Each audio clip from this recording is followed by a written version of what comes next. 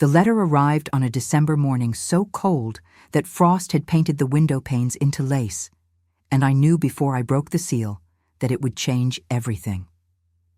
I had been waiting 6 years for the Duke of Ashford to remember that I existed, and now, with my daughter's fever burning through the night and my hands raw from scrubbing floors that no one but us would ever see, his words finally came.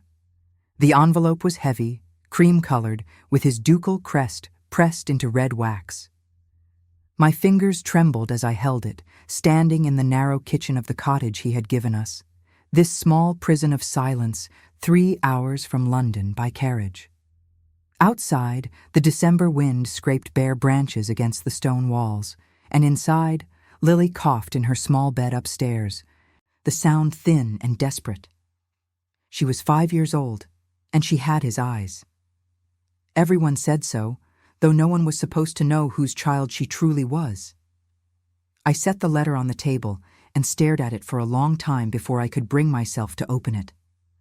The fire in the hearth crackled low, needing more wood, but I could not move. 6 years ago, I had been the governess in his household, teaching his orphaned niece her letters and her French, moving through the grand halls of Ashford Manor like a shadow in grey wool. I had loved him from a distance then, the way servants always love their masters, knowing it is pointless and dangerous and still unable to stop. He had been a widower for 2 years, his wife dead in childbirth along with their son, and grief had made him into something carved from ice. He barely spoke, he barely looked at anyone.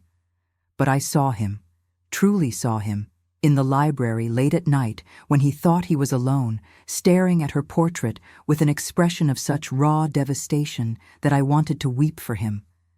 And then one night he saw me too. It was April, and a spring storm had knocked out half the candles in the east wing. I was returning books to the library shelves, thinking myself alone, when he entered through the far door. We both stopped. Rain drummed against the tall windows, and lightning lit his face in brief, sharp flashes. He said my name, Eleanor, and it was the first time he had ever spoken it. I should have curtsied and left. I should have remembered my place, remembered that I was 23 years old and orphaned and entirely dependent on his household for my survival. But I did not leave. I stood there in the half-dark, holding a volume of poetry, and he crossed the room to me with a kind of terrible inevitability, and when he kissed me, I tasted salt and grief and something deeper, something that felt like drowning and salvation at once. It happened only once. One night in the library, with rain and darkness as our only witnesses, and then it was over. He did not speak of it afterward. I returned to my duties, teaching his niece, moving through the house as I always had, though now every room felt haunted by the memory of his hands, his mouth, the way he had said my name like a prayer or a curse. 2 months later, I knew I was carrying his child. I told the housekeeper I was ill, packed my few belongings, and left before dawn. I did not tell him. What would have been the point? He was a duke, and I was no one, and the child would ruin us both if anyone knew. But he found out anyway. He must have. Because 3 weeks after I had taken a room in a boarding house in a village I had never heard of, spending my last coins on bread and milk, a man arrived at my door with a letter. The letter said that a cottage had been purchased for me in the countryside, fully furnished, with an allowance provided each month. There were conditions. I was to tell no one who the father was. I was to stay away from London, away from society, away from anywhere his name might be spoken. In return, I would have a home, and the child would have everything she needed. I signed the papers because I had no choice, and I moved into this cottage with its stone walls and its garden and its silence, and I became invisible. Lily was born in January, in the middle of a snowstorm, with only the village midwife to help me. She was small and perfect, with dark hair and gray-blue eyes that would later turn the exact shade of her father's. I held her and wept, because I loved her so completely it felt like my chest would crack open, and because I knew she would never know who she truly was.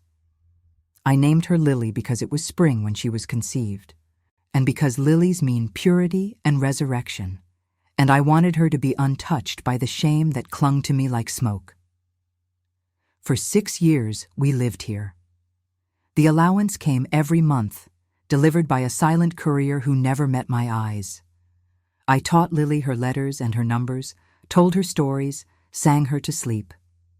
We had no visitors. The village people knew me as Mrs. Hartley, a widow, and they were kind enough but distant. I grew vegetables in the garden, mended our clothes, kept the cottage clean and warm. I told myself it was enough. I told myself I had made my peace with this life of exile and silence. But at night, when Lily was asleep, I would stand at the window and look toward London, toward the city where he lived in his grand house with his title and his responsibilities. And I would wonder if he ever thought of us, if he ever thought of me, if he remembered that April night, or if it had been erased from his mind as easily as I had been erased from his life. Then, 3 weeks ago, Lily fell ill. It started with a cough, dry and persistent, and then a fever that would not break. The village doctor came and looked grave and said words like weak lungs and delicate constitution.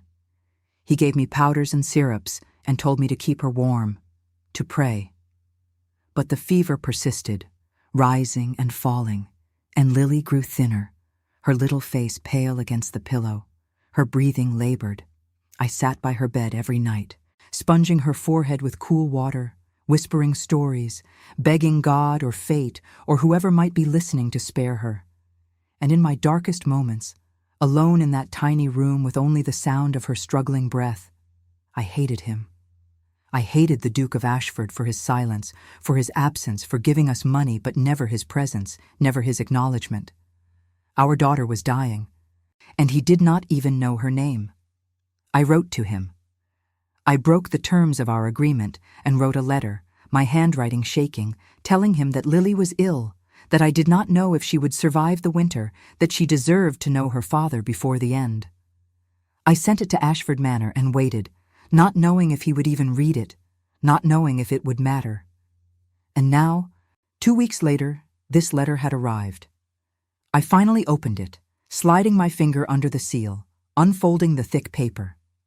His handwriting was strong and precise, the letters formed with the kind of control that came from years of discipline and duty. It said, "Eleanor, bring her to Ashford Manor for the Christmas feast on December 24th. A room has been prepared.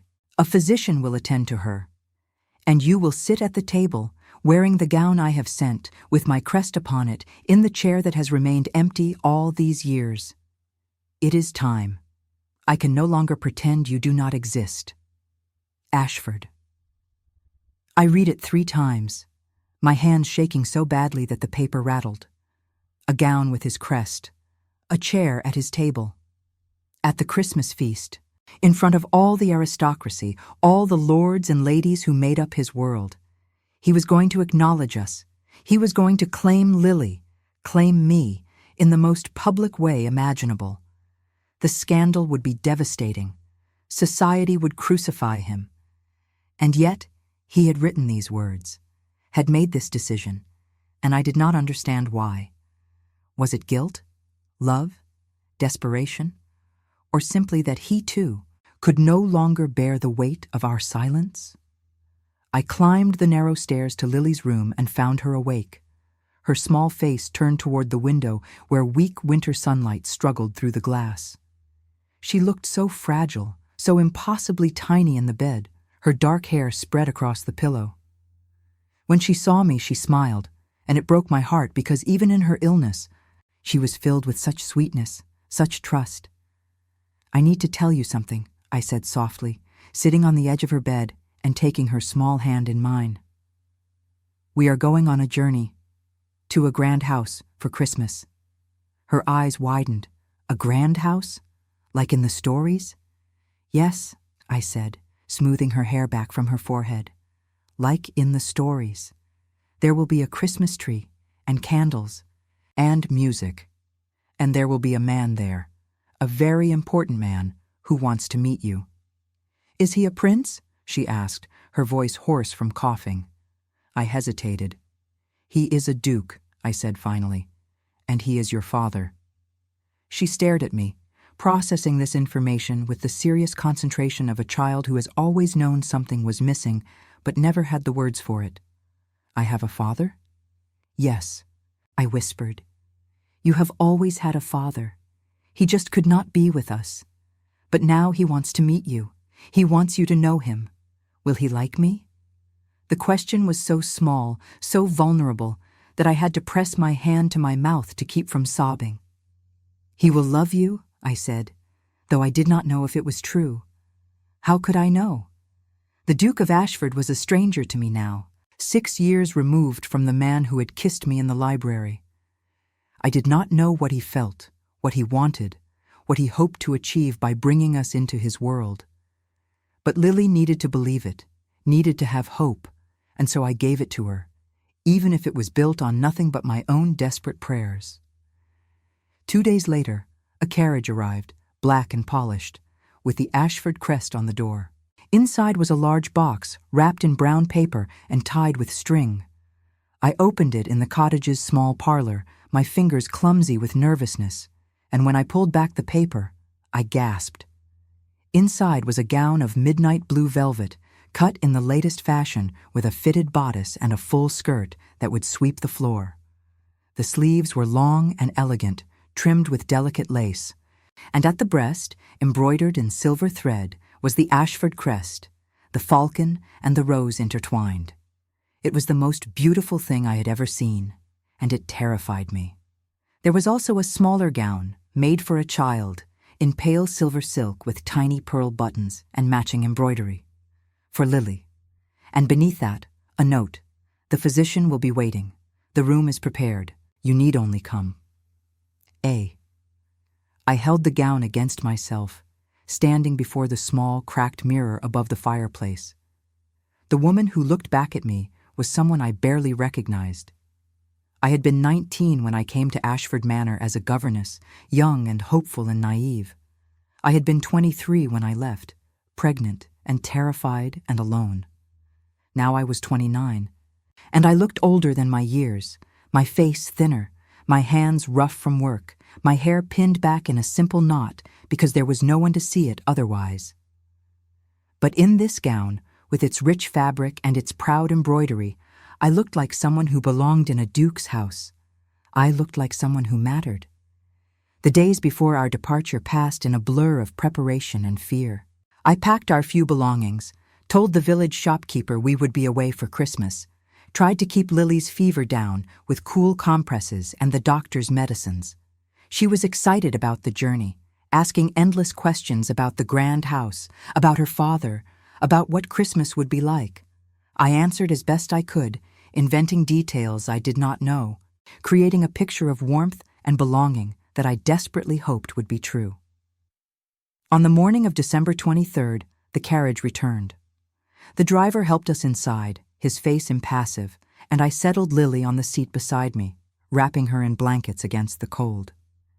As the carriage pulled away from the cottage, I looked back at the small stone building that had been our prison and our sanctuary for 6 years. I did not know if we would ever return. I did not know what waited for us at Ashford Manor, whether it was redemption or ruin, acceptance or rejection. But as the horses picked up speed and the cottage disappeared behind the hills, I felt something I had not felt in a very long time. I felt, against all reason and all experience, the faint, fragile stirring of hope.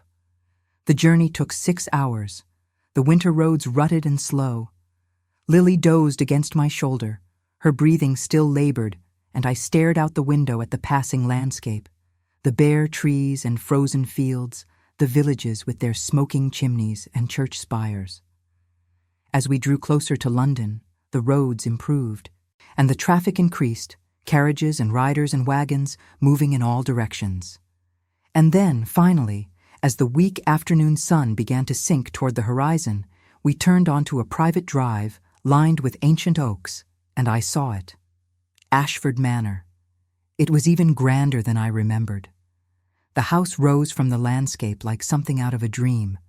3 stories of pale stone with dozens of windows reflecting the dying light. The grounds were vast, rolling lawns now covered in frost, gardens laid out in formal patterns, fountains silent for the winter. As we approached the main entrance, I saw servants moving back and forth, carrying evergreen boughs and holly, preparing for the feast. Candles already glowed in some of the windows, warm and golden against the gathering dusk. The carriage stopped at the front steps, and my heart hammered so hard I thought I might faint. This was real. We were here. In a few moments, I would see him again, the man who had given me one night and then vanished from my life, leaving only money and silence in his wake. The man who was Lily's father, who had summoned us here for reasons I still did not fully understand. The driver opened the door and helped us down. Lily clung to my hand, her eyes huge as she stared up at the house. A butler appeared, elderly and dignified, and he bowed slightly. "Mrs. Hartley, Miss Lily, welcome to Ashford Manor. His Grace is expecting you. Please come inside." I lifted Lily into my arms, feeling how light she was, how fragile, and followed the butler up the steps and through the massive front doors. The entrance hall was exactly as I remembered, soaring and elegant, with a grand staircase sweeping upward and marble floors that gleamed in the candlelight. Evergreen garlands were draped along the banisters, tied with red velvet ribbons, and the scent of pine and wood smoke filled the air. And there, at the base of the stairs, waiting for us, was the Duke of Ashford. He was 36 now, 7 years older than when I had known him, and the years had sharpened him rather than softened him. His hair was still dark, though silver touched his temples, and his face was leaner, harder, the face of a man who had learned to carry his burdens without complaint. He wore black evening clothes, severe and impeccable, and his gray eyes, the eyes Lily had inherited, were fixed on us with an intensity that made my breath catch. For a moment, no one moved. We stood there in the entrance hall, surrounded by servants and greenery and candlelight, and the weight of 6 years of silence pressed down on us like a physical thing. Then Lily stirred in my arms and whispered, "Mama, is that him? Is that my father?" And the Duke of Ashford, the man who had not spoken my name in 6 years, who had kept us hidden and secret and separate from his life, took a step forward and said, in a voice rough with something I could not name, "Yes, Lily. I am your father, and I am so very glad you have come home." The words hung in the air between us, fragile and impossible. "I am your father. I am so very glad you have come home." Home. As if this vast, cold mansion had ever been ours. As if we had not spent 6 years in exile. As if the very concept of home meant anything when it had been denied to us for so long. I held Lily tighter, feeling her small body tense with uncertainty, and I could not speak. My throat had closed around all the things I wanted to say, all the anger and grief and desperate hope that had accumulated over the years of silence. The Duke took another step forward, and I saw something in his face that I had never seen before. Vulnerability, fear. He looked at Lily the way a man might look at something precious and breakable, something he was terrified of damaging. His hands, usually so controlled and still, moved slightly at his sides, as though he wanted to reach for her, but did not know if he had the right. Lily stared at him with those enormous gray-blue eyes, his eyes, and then she said in her small, hoarse voice, "You are very tall." It was such an innocent observation, so entirely childlike, that I felt tears prick my eyes. The Duke's expression softened, and for just a moment, I saw a ghost of the man I had known in the library 6 years ago, the man whose grief had made him vulnerable enough to reach for me. "I am," he said quietly, "and you are very brave to have made such a long journey when you are unwell.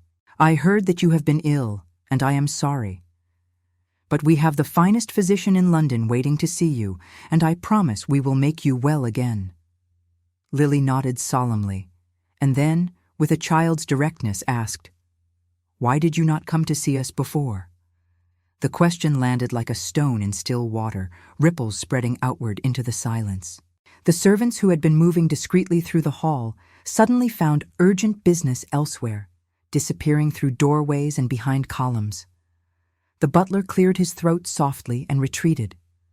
And the Duke and I were left standing there with our daughter between us, and the weight of all our choices pressing down. He looked at me then, really looked at me, and I saw the answer in his eyes before he spoke. "Because I was a coward," he said, his voice low and rough.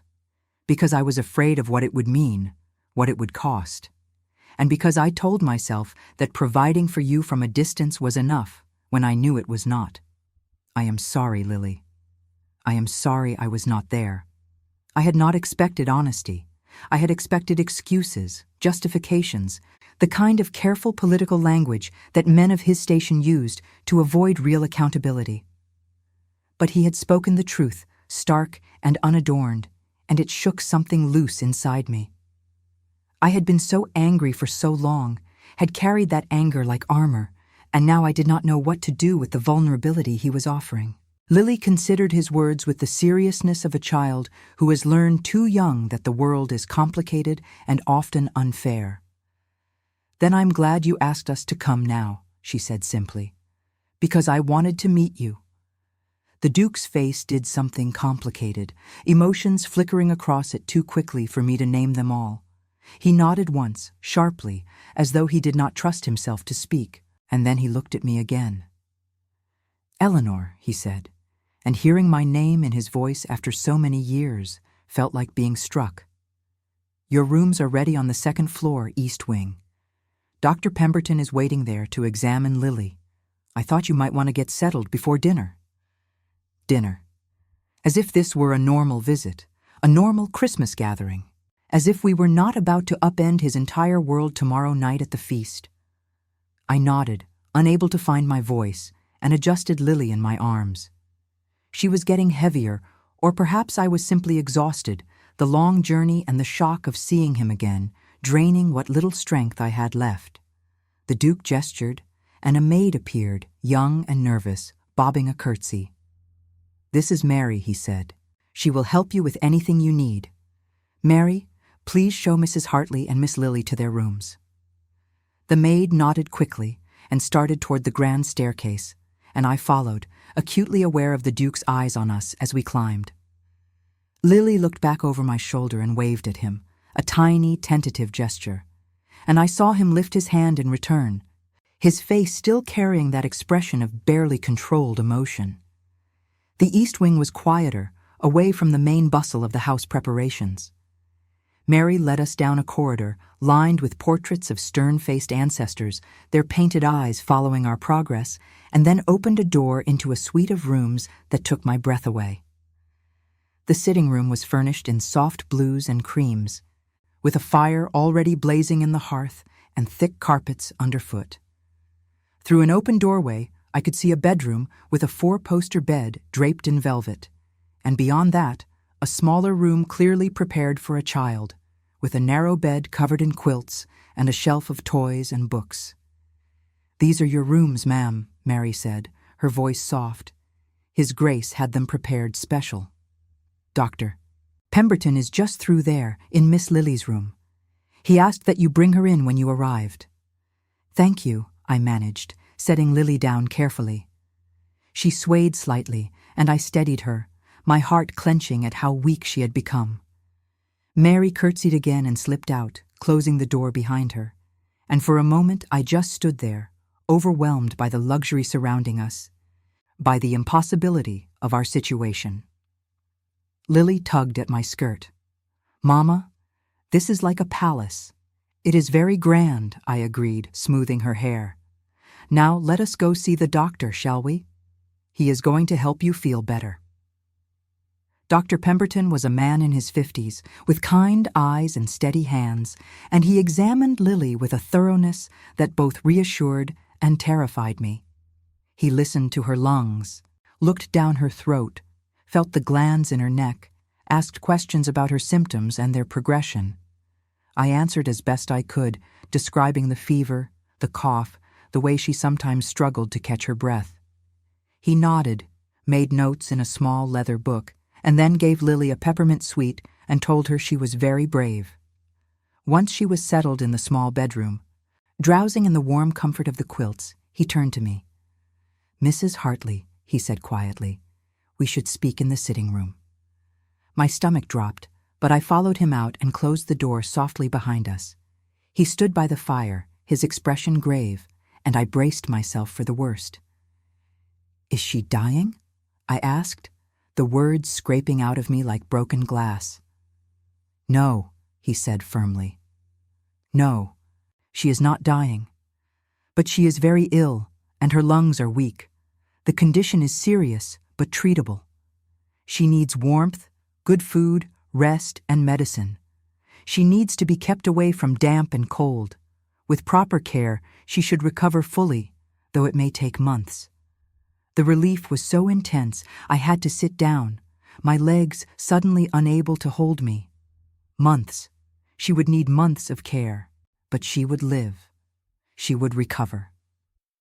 I pressed my hands to my face and breathed, trying to steady myself. "His Grace has asked me to remain at the manor through the winter to oversee her treatment," Dr. Pemberton continued.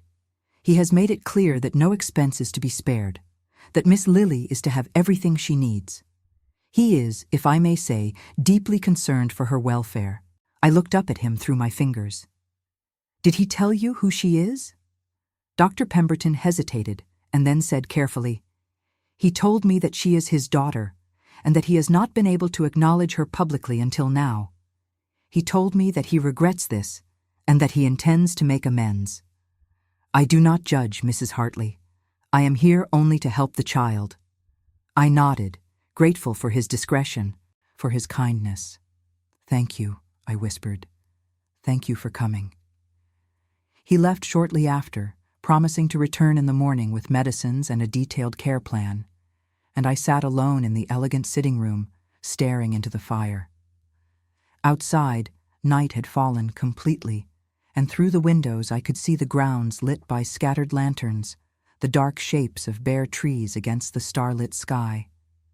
Somewhere in this vast house, the Duke was preparing for the Christmas feast that would change everything. And I was here, in rooms he had prepared for us, wearing the knowledge of his regret like a second skin. A soft knock at the door startled me. "Come in," I called, expecting Mary or perhaps another servant with dinner. But it was him. The Duke of Ashford stood in the doorway, still in his evening clothes, his face shadowed and uncertain in the firelight. "May I come in?" he asked, and there was something almost humble in the question, as though he were asking permission to enter his own house. I stood, my heart suddenly racing. "Yes," I said, "of course." He stepped inside and closed the door behind him, and suddenly the large sitting room felt very small. We had not been alone together, truly alone, since that night in the library, and the memory of it hung between us like smoke. I could see him remembering too, the way his eyes moved over my face, searching for the girl I had been beneath the woman I had become. "I spoke with Dr. Pemberton," he said finally. "He tells me Lily will recover, given time and care." "Yes," I said. "He was very thorough. Thank you for bringing him." The Duke moved to the fire, staring down into the flames. "I should have done it sooner," he said quietly. "I should have done many things sooner. When I received your letter, when I read that she was ill, I felt something I have not felt in years. Terror. The thought that she might die without ever knowing me, that I might lose her before I even had the chance to be her father. It was unbearable." "Then why did you wait?" The question came out sharper than I intended, all the anger I had been holding back suddenly breaking free.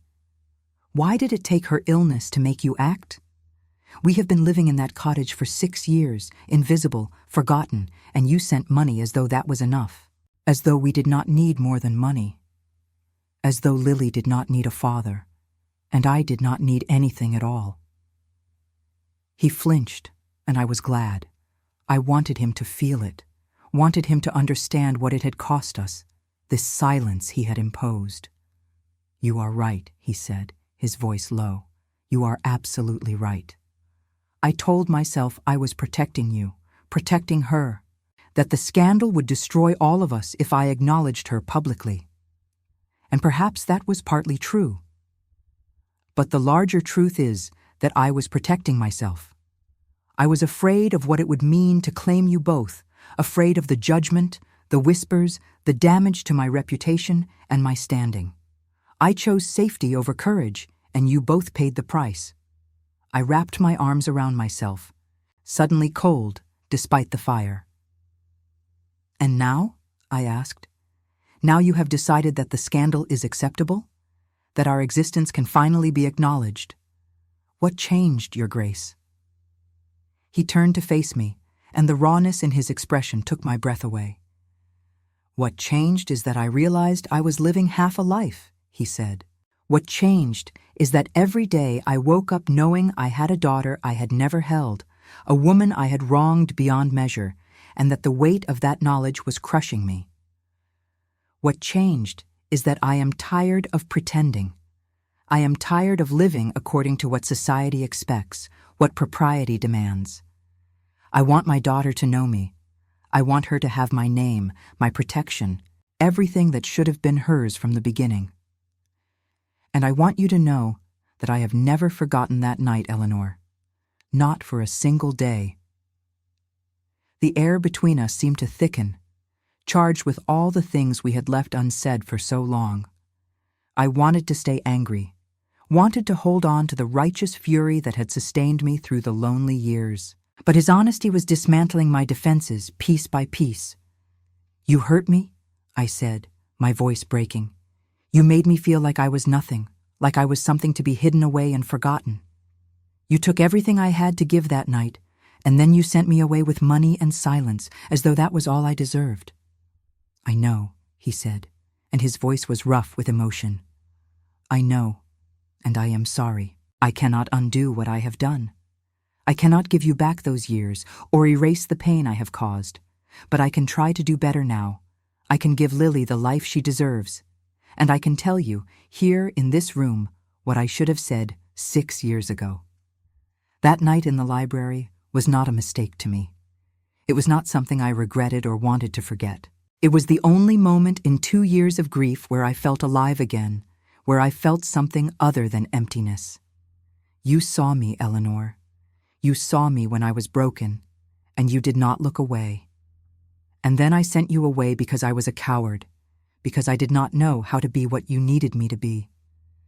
Tears were sliding down my face now, hot and unstoppable. I had waited so long to hear something like this, some acknowledgement that I had mattered, that what we had shared had meant something beyond a moment of weakness. And now that it was here, I did not know what to do with it. The anger was still there, tangled up with longing and grief, and a love I had tried so hard to kill, but which had never quite died. Tomorrow night, at the feast, all of society will know, I said, wiping at my tears with shaking hands. They will crucify you. Your reputation will be destroyed. You will be seen as scandalous, dishonorable, everything a duke is not supposed to be. Let them think what they will, he said fiercely. I am done living my life for their approval. Lily is my daughter, and she will take her rightful place. And you, Eleanor, you will sit at my table wearing my crest, and anyone who dares to speak against you will answer to me. The force of his conviction left me breathless. This was not the cold, controlled man I had known 6 years ago.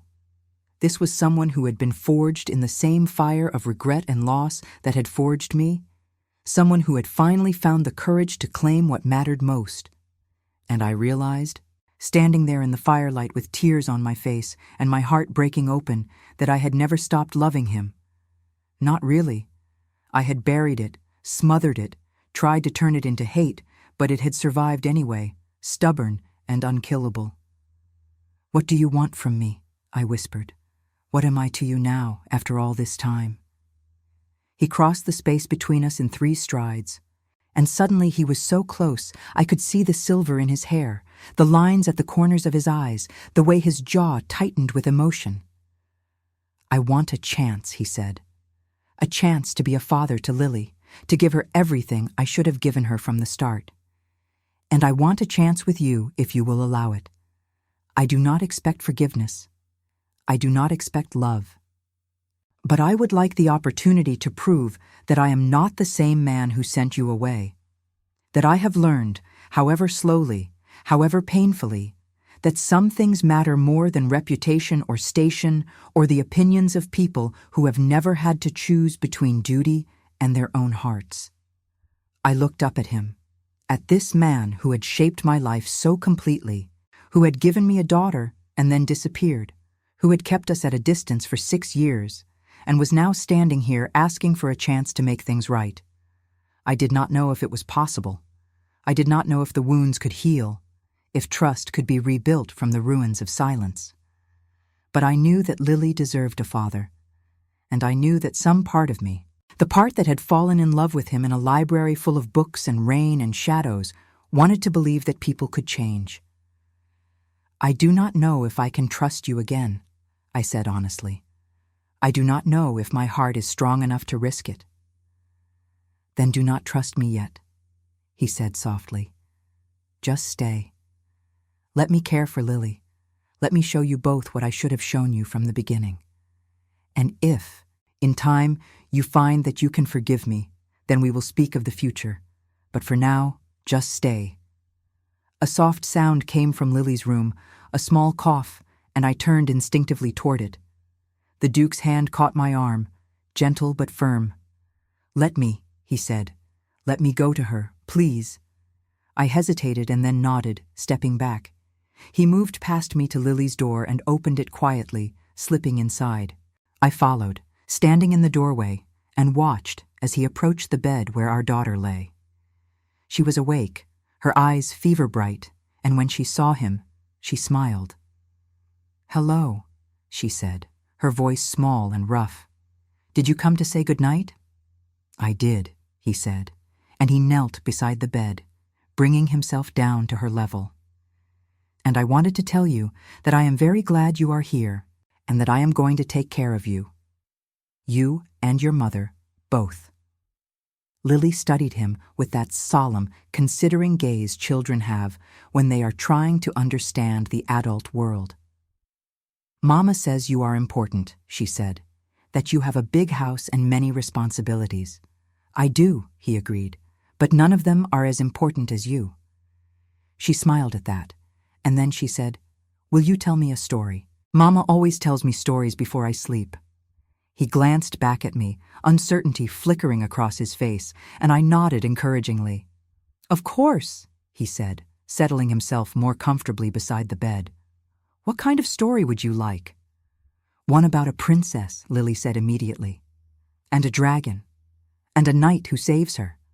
So the Duke of Ashford, one of the most powerful men in England, sat beside his illegitimate daughter's bed and told her a story about a brave princess and a clever knight and a dragon who turned out to be lonely rather than dangerous.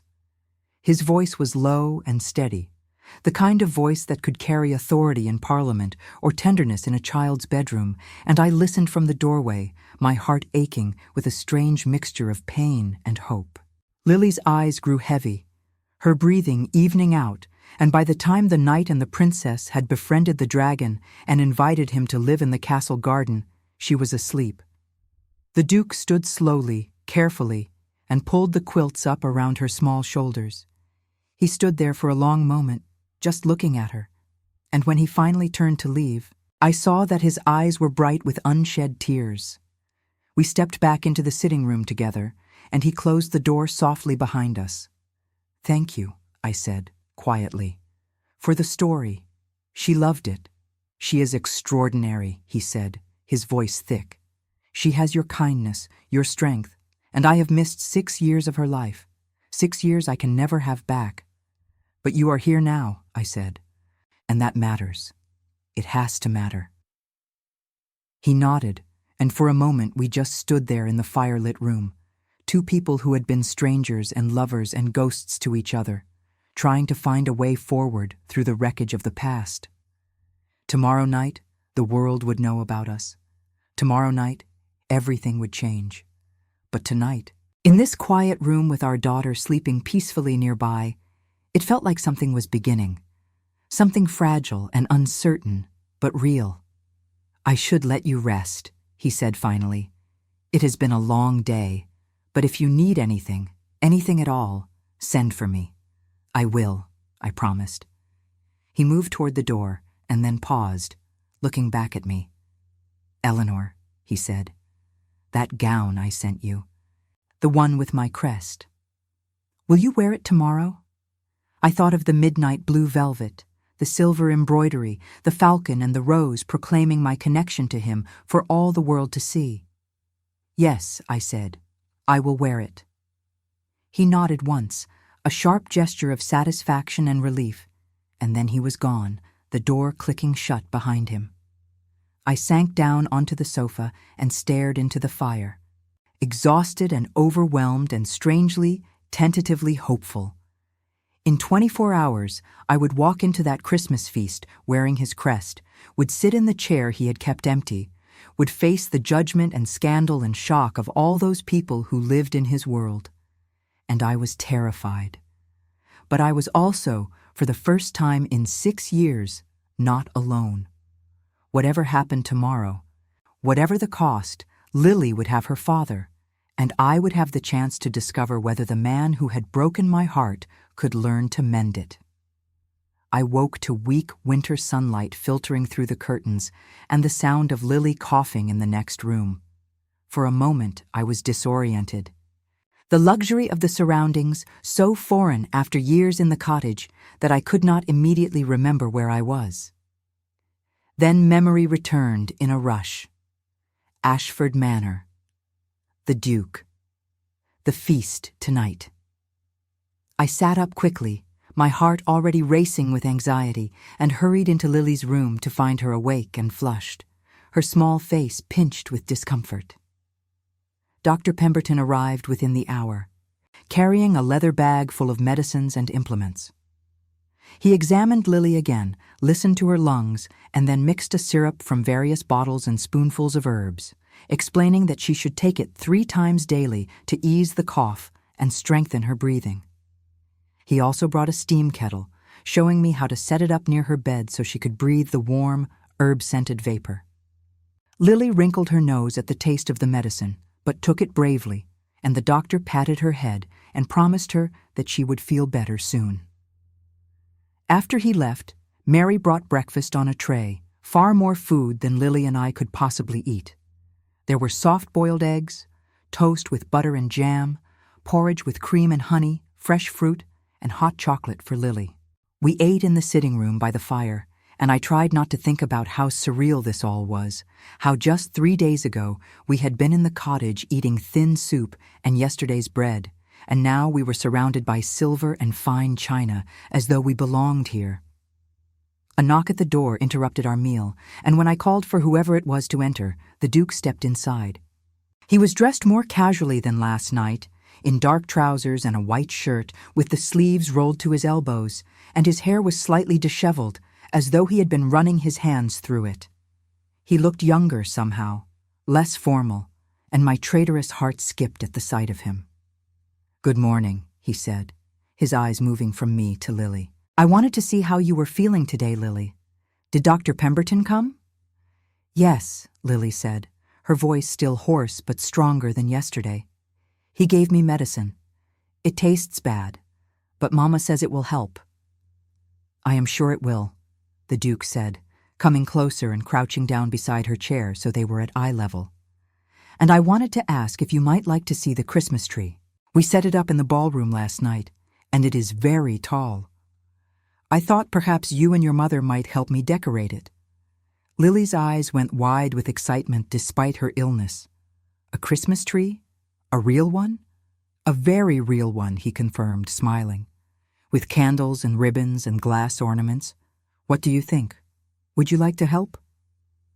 She nodded enthusiastically, and then looked at me for permission. "Can we, Mama?" I hesitated, thinking of her fever, her weakness, but Dr. Pemberton had said that she needed warmth and comfort and things to lift her spirits. And the hope in her face, the pure childish joy at the prospect of decorating a Christmas tree with her father, was something I could not deny her. "Of course we can," I said softly, "but only for a little while. and then you must rest." The Duke stood and offered me his hand, and after a moment's hesitation, I took it, letting him help me to my feet. His hand was warm and strong, and the touch sent a shock of awareness through me that I tried desperately to ignore. He was just being polite, just being kind to Lily. This was not about us, about whatever fragile thing was growing between us again. This was about our daughter, and giving her the Christmas she deserved. We made our way through the corridors of the manor, Lily holding my hand on one side and the Duke walking on the other. Servants passed us, and I saw the looks they gave us, the barely concealed curiosity and speculation. By now, the entire household staff must know who we were, what we represented, the Duke's secret shame brought into the light. But if he noticed their stares, he gave no sign of it, walking with his usual confidence and authority. The ballroom was magnificent. It took up the entire west wing of the ground floor, with soaring ceilings painted with clouds and cherubs, enormous windows draped in dark green velvet, and a floor of polished wood that reflected the winter light like water. And in the center of it all stood the Christmas tree, easily 15 feet tall, its dark green branches spreading wide and filling the air with the sharp, clean scent of pine. Lily gasped, her small hand tightening in mine. "It is so big," she whispered, as though speaking too loudly might break the spell. The Duke smiled, and there was genuine pleasure in his expression, the kind of satisfaction that comes from making someone happy. "We have ornaments to hang," he said, gesturing to several boxes arranged on a nearby table. Glass baubles, wooden angels, silk ribbons. I thought we could work together. For the next hour, we decorated the tree. The Duke lifted Lily up so she could reach the higher branches, and she carefully hung ornaments, her tongue poking out between her teeth in concentration. I tied ribbons into bows and arranged them throughout the greenery, and the Duke attached candles in their small brass holders, spacing them carefully so they would not set anything alight. We worked mostly in silence, a comfortable quiet broken only by Lily's occasional exclamations of delight or questions about where a particular ornament should go. I found myself watching him when I thought he was not looking. The way he moved, graceful and precise. The way he listened when Lily spoke, giving her his full attention as though her childish observations were the most important things in the world. The way his face softened when he looked at her, all the cold aristocratic reserve melting away to reveal the tenderness beneath. This was the man I had fallen in love with 6 years ago, the one I had glimpsed in the library that rainy night, the man he kept hidden behind duty and propriety, but who was still there, still real, still capable of feeling deeply. When we had finished, the tree was a riot of color and light, ribbons and glass catching the weak winter sun that streamed through the windows. It was beautiful, almost magical, and for a moment the three of us just stood there, admiring our work. "This is the best Christmas tree I have ever seen," Lily said solemnly, and the Duke laughed, a real laugh, deep and genuine. "I am inclined to agree," he said, and then he looked at me, and there was something in his eyes that made my breath catch. "Thank you," he said quietly, "for this, for being here." Before I could respond, Lily yawned, a huge, jaw-cracking yawn, and I realized she was exhausted. The excitement and activity had drained what little energy she had. "Time for rest," I said gently, scooping her up. "We have had enough adventure for one morning." The Duke walked us back to our rooms, and this time when we passed servants in the corridors, I noticed that some of them smiled, small, secretive smiles, as though they approved of what they were seeing. Perhaps not all of them thought we were a scandal.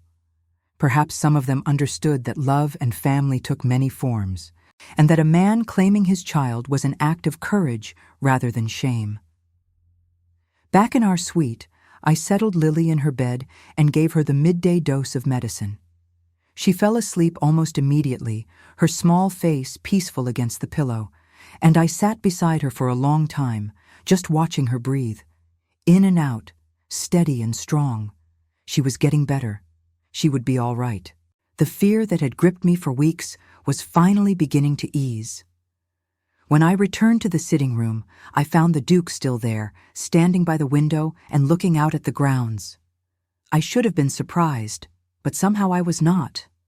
There was something between us now, a connection that had been dormant for 6 years, but which was waking up, demanding attention, refusing to be ignored. "She is asleep," I said quietly, closing the door behind me. He turned, and the afternoon light caught his face, illuminating the silver in his hair, the fine lines around his eyes. "Good," he said. "She needs rest. Eleanor, I wanted to speak with you about tonight." My stomach tightened. The feast. Of course. What about it? He moved away from the window, coming closer, and I could see the tension in his shoulders, the carefully controlled anxiety. "There will be approximately 60 guests," he said. "Lords and ladies, members of Parliament, old friends of the family. They are expecting a traditional Christmas celebration. They are not expecting you." "I know," I said, my voice steadier than I felt. "They will be shocked, scandalized. Some of them will never forgive you." "I do not care about their forgiveness," he said flatly. "But I do care about yours and Lily's. And I care that you are prepared for what is coming. It will not be easy. There will be whispers, stares, judgment. Some of them will be cruel, because that is what people do when their expectations are overturned. But I will be beside you. And anyone who speaks against you will be asked to leave my house." The fierce protectiveness in his voice warmed something inside me that had been cold for a very long time. "Why are you doing this?" I asked. "Truly, is it guilt? Duty? Or is there something more?" He was quiet for a moment, and when he spoke, his voice was low and raw with honesty. "It is all of those things," he said. "It is guilt, because I have wronged you, and I want to make amends. It is duty, because Lily is my child and deserves my protection and my name. But it is also more. Eleanor, for 6 years I have been half alive, going through the motions of my life, but never truly living. I told myself I was doing the right thing, the honorable thing, by keeping you at a distance. But the truth is that I was simply afraid of what it would mean to choose love over propriety, to choose my own heart over the expectations of society. And then your letter came, and I realized that fear had cost me everything that mattered. I cannot give you back those years. But I can choose differently now. I can choose you and Lily, and a life that is real rather than hollow." The words hung between us, trembling with vulnerability and hope. I wanted to believe him. I wanted to trust that this was not just a momentary impulse, not just guilt or the dramatic gesture of a man facing his own mortality.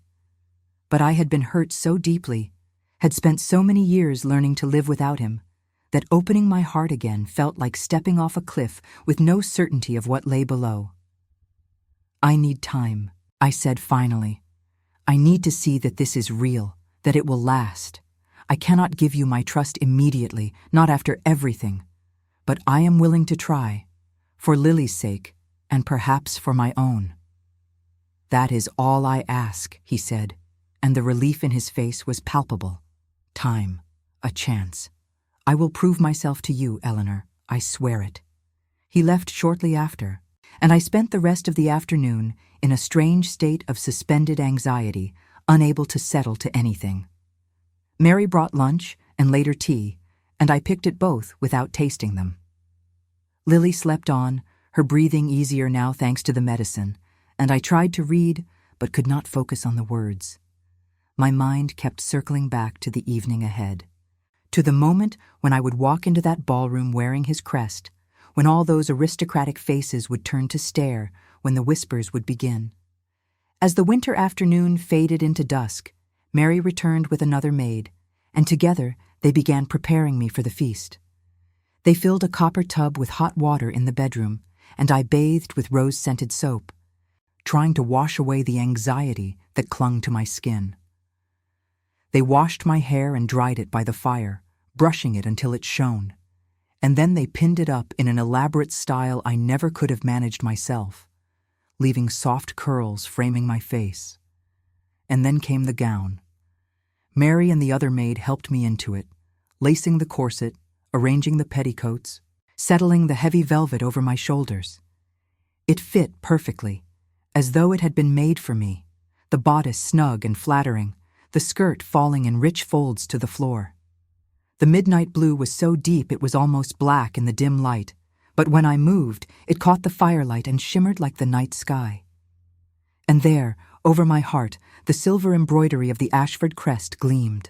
The falcon and the rose, symbols of his family's honor and lineage, now claimed me as his own. Mary fastened a simple silver necklace around my throat, one she said the Duke had sent up for me to wear, and matching earrings. When I finally stood before the full-length mirror in the bedroom, I barely recognized myself. The woman looking back at me was elegant, poised, beautiful in a way I had never thought I could be. The years of hardship had marked me, yes, but they had also given me strength, and it showed in my bearing, in the steadiness of my gaze. I looked like someone who could stand beside a duke and not be diminished by it. "You look beautiful, ma'am," Mary whispered, her eyes shining. "His Grace will be so proud." I did not know about pride, but I knew that I was ready as I would ever be. I went into Lily's room and found her awake, sitting up in bed with her favorite doll. Her eyes went wide when she saw me. "Mama, you look like a queen," she breathed. I laughed, though it came out shaky. "Not a queen, darling, just a woman going to a very important dinner." "Will I see you there?" she asked, and there was a note of worry in her voice, as though she feared I might disappear. "Not tonight," I said gently, sitting on the edge of her bed and taking her hand. "Tonight is for grown-ups, and you need to rest. But Mary will stay with you, and I will come back as soon as it is over and tell you all about it. I promise." "Will there be dancing?" she asked, distracted by the romance of it all. "Probably," I admitted, "and music, and lots of food, and a very tall Christmas tree that we decorated this morning." She smiled, satisfied, and settled back into her pillows. "I hope you have a wonderful time, Mama, and I hope Father is happy to see you in your beautiful dress." Father. She had said it so naturally, as though it were the most normal thing in the world. My throat tightened with emotion, and I leaned down to kiss her forehead. "I hope so too, sweetheart. Now rest. Mary will be right here if you need anything." I left her room and returned to the sitting room, where Mary was waiting to escort me downstairs. The sounds of the feast were already drifting through the manor, music and laughter and the murmur of many voices. My hands were shaking, and I pressed them together, trying to steady myself. This was it. In a few minutes, I would walk into that ballroom, and everything would change. Mary led me through the corridors, and with every step, my heart beat harder. We passed groups of servants, watching with wide eyes, and I heard whispers follow in my wake. "She is the one, his daughter's mother, wearing the crest. So it is true." I kept my head high, my spine straight, channeling every ounce of courage I possessed. We reached the ballroom doors, massive carved things that stood closed, and Mary stopped. "His Grace said he would meet you here, ma'am," she said softly, "to escort you inside." And there he was, as though summoned by her words, emerging from a side corridor. He was dressed in full formal evening attire, black and severe and impeccably tailored, with a dark blue waistcoat that matched my gown and his family crest embroidered on his breast. When he saw me, he stopped, and something unguarded and raw crossed his face. "Eleanor," he said, and my name on his lips sounded like reverence. "You are breathtaking." I felt heat rise in my cheeks, unused to such direct compliments, unused to being seen. "You look quite distinguished yourself," I managed, and he smiled, a real smile that reached his eyes. He offered me his arm, and I took it, feeling the solid strength of him beneath the fine fabric of his coat. "Beyond these doors," he said quietly, "is a room full of people who will judge us, who will question this choice, who will make their opinions known. But I want you to remember something. You are not here by their permission. You are here by mine and by your own courage. You are the mother of my daughter, and you belong at my side. Let them think what they will." I nodded, unable to speak, and he must have felt the trembling in my hand because he covered it with his own, warm and reassuring. "Together," he said. "We do this together." He signaled to the footmen, and they pulled open the ballroom doors. Music spilled out, the bright notes of a string quartet, along with the warm glow of candlelight and the scent of evergreen and roasted meats and spiced wine. For a moment, I could not move, could not breathe, overwhelmed by the noise and the light and the knowledge that beyond that threshold, everything I had ever known was about to be irrevocably altered. And then the Duke squeezed my hand, gentle and steady, and we stepped forward into the light. The effect was immediate. Conversations faltered and died. Heads turned one after another like a wave rippling outward from where we stood. The musicians continued playing for a few more bars before trailing off into silence. And suddenly, the entire ballroom, all 60 guests in their silks and jewels and formal attire, were staring at us, at me, at the midnight blue gown and the silver crest embroidered over my heart. I felt their eyes like physical weight, felt the shock and confusion and dawning comprehension. Who was I? Why was I wearing the Duke's crest? Why was I on his arm, being presented as though I had every right to be there?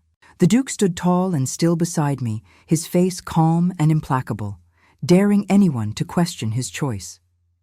And then, in a voice that carried across the vast space, clear and firm and absolutely certain, he spoke.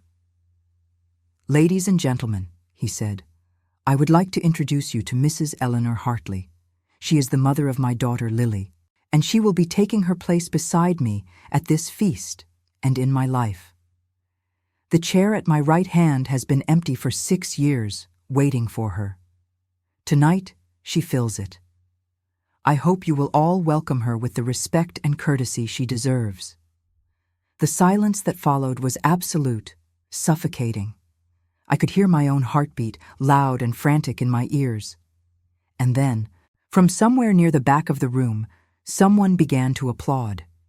It was slow at first, tentative, but then others joined in, and within moments, the ballroom was filled with the sound of clapping, polite and formal, but unmistakably real.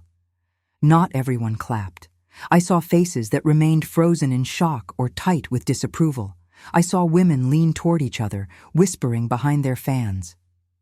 I saw men exchange knowing looks, their expressions ranging from amusement to disgust. But the Duke had made his declaration, had claimed me publicly and without apology, and most of them were too well-bred or too intimidated by his rank to openly object. He led me forward, through the crowd that parted like water before us, toward the head table where the Christmas feast was laid out in all its splendor. The tree we had decorated this morning stood nearby, its candles lit now and glowing like stars. And there, beside the Duke's chair at the center of the table, was another chair, empty, waiting, a place of honor. "This is yours," he said softly, pulling the chair out for me. "It has always been yours." I sat, my legs suddenly weak, and he took his own seat beside me. The guests slowly returned to their places, conversations resuming in low, urgent tones, and servants began bringing out the first course. But I barely noticed. All I could feel was the Duke's presence beside me, solid and unwavering, and the knowledge that I had done it. I had walked into this room wearing his crest, had faced their judgment, and I had survived. We had survived. He turned to me, his eyes meeting mine, and in them I saw pride and relief and something deeper, something that looked almost like love.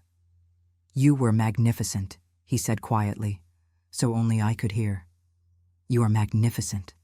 And despite everything, Despite the fear and the uncertainty, and the stares still fixed on us from every corner of the ballroom, I smiled. Because for the first time in 6 years, I was not hidden. I was not invisible. I was seen, claimed, acknowledged, and it felt, against all odds, like the beginning of something that might, just possibly, be called home. The feast unfolded around us like a strange dream, course after course appearing before us, while conversations ebbed and flowed through the ballroom like a restless tide. I ate without tasting, smiled without feeling, responded to questions I barely heard. Every nerve in my body was aware of the Duke beside me, of the guests watching us from their places at the long tables, of the weight of the crest embroidered over my heart. Some of the guests were kind. Lady Pemberton, the doctor's wife, smiled at me warmly and asked about Lily's health with genuine concern.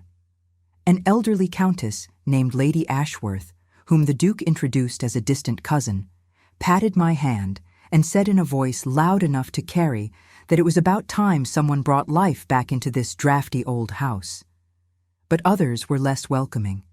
I felt their coldness, saw it in the way certain women refused to meet my eyes, in the way certain men looked at me with barely concealed contempt, or worse, with a kind of knowing speculation that made my skin crawl.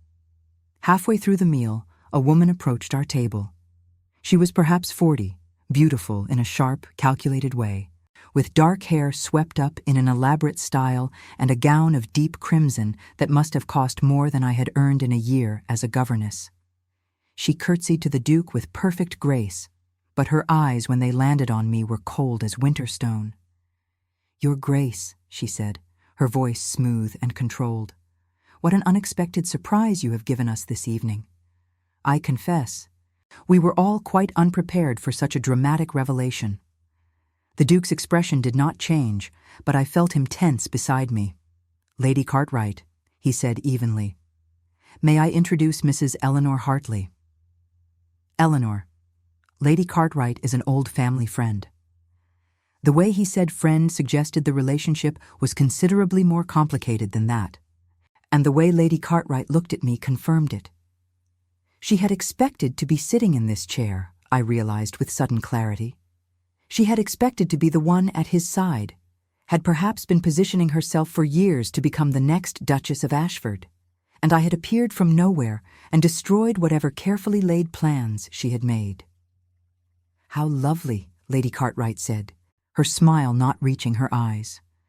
"And your daughter, I understand she is here as well? How old is the child?" "5, the Duke said, and there was warning in his tone. "She is 5 years old, and she is recovering from an illness. Dr. Pemberton is attending to her." "How fortunate that she has such excellent care," Lady Cartwright said, and the implication was clear. How fortunate that the Duke's money and position could provide for his mistakes, could erase the consequences of his indiscretions with enough comfort and luxury. My hands clenched in my lap, anger flaring hot and sudden, but before I could speak, the Duke stood. "If you will excuse us, Lady Cartwright," he said, his voice hard. "I believe Mrs. Hartley and I would like some air." He offered me his arm, and I took it gratefully, letting him guide me away from the table and out through the tall glass doors that opened onto the terrace. The December night was cold and clear, the sky full of stars, and the shock of the icy air after the overheated ballroom made me gasp. I could still hear the music and voices from inside, muffled now by distance and glass. But out here, we were alone. "I am sorry," the Duke said quietly. "Lady Cartwright has always been difficult. She does not accept rejection gracefully. So she did expect to marry you," I said, and it was not quite a question. He sighed, leaning against the stone balustrade and looking out over the frost-silvered grounds. She made her intentions clear, yes. She is a widow, well-connected, financially secure. A suitable match by all the conventional measures. I was never interested, but she chose to interpret my politeness as encouragement. Tonight was her way of reminding me what I have given up by choosing you. "Have you given up so much?" I asked, and my voice was sharper than I intended. Your reputation, certainly. The approval of people like Lady Cartwright. A marriage that would have strengthened your position rather than damaged it. He turned to look at me, and in the moonlight his face was all angles and shadows. I have given up nothing that matters, he said. Do you know what my life has been for the past 6 years, Eleanor? Empty, perfectly ordered and completely hollow. I woke, I attended to my duties, I went to bed, I sat in Parliament, managed my estates, fulfilled my social obligations. I was the perfect duke, the perfect gentleman, and I felt nothing. I was a ghost moving through my own life, and the only thing that ever felt real was the knowledge that somewhere out there you and Lily existed, that I had created something, someone, who mattered, and I had walked away from it out of cowardice. The raw honesty in his voice cut through my anger, leaving only the ache of shared regret. We have both been ghosts, I said quietly. You in your grand house, me in my cottage, both of us living half-lives, pretending it was enough. And now, he asked, moving closer, now that we are here, together, facing the judgment and the scandal and all the things I was so afraid of 6 years ago, now what? I did not know how to answer that.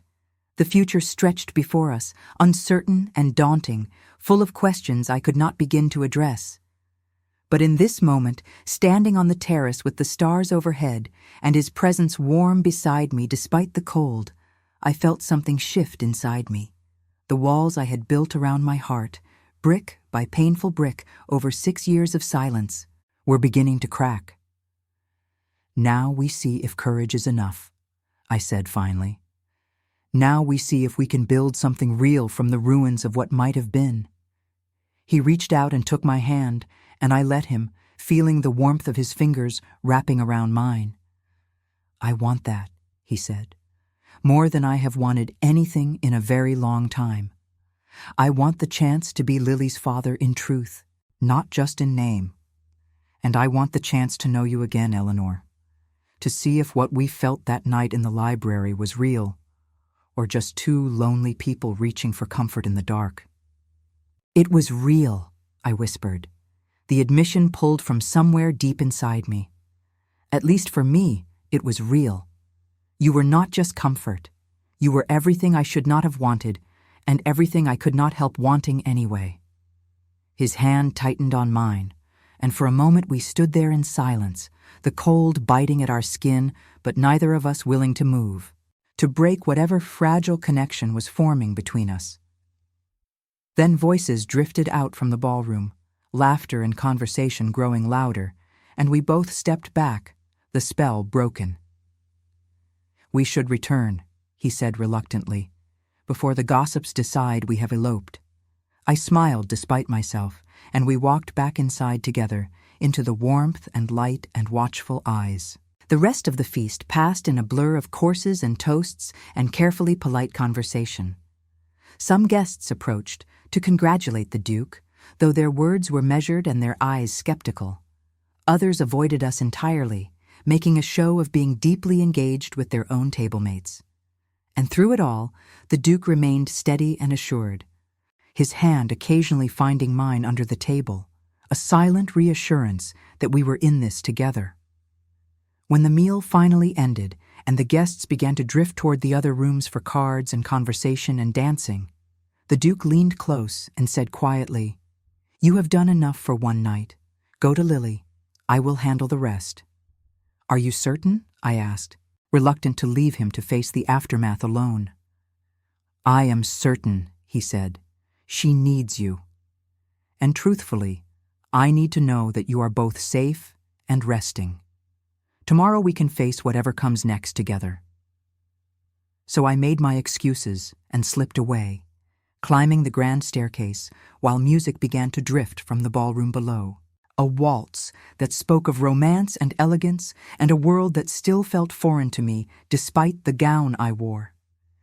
Mary was sitting in our rooms when I entered, mending something by the fire, and she looked up with a warm smile. "How is she?" I asked immediately. "Sleeping soundly, ma'am," Mary reported, Dr. Pemberton came by earlier and said her fever has broken completely. He thinks she is finally turning the corner. Relief washed over me so powerfully that I had to sit down. Thank God, I whispered. Thank God. How was the feast?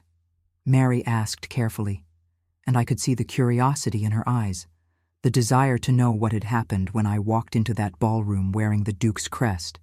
It was difficult, I admitted, and strange and terrifying, but we survived it. His Grace is very brave, Mary said softly. To claim you like that, in front of everyone. There are not many men who would risk so much.